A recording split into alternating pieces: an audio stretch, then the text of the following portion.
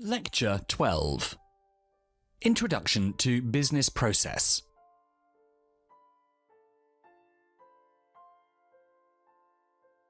Dear student, the business process is a collection of linked tasks that find their end in delivering a service or product to its intended users.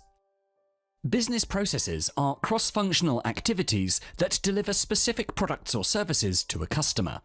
They're controlled by policies, procedures, practices, and organizational structures. The business process owner is responsible for identifying process requirements, approving process design, managing process performance, and managing the risk. Business process evaluation ensures that the internal controls within the business process operate effectively.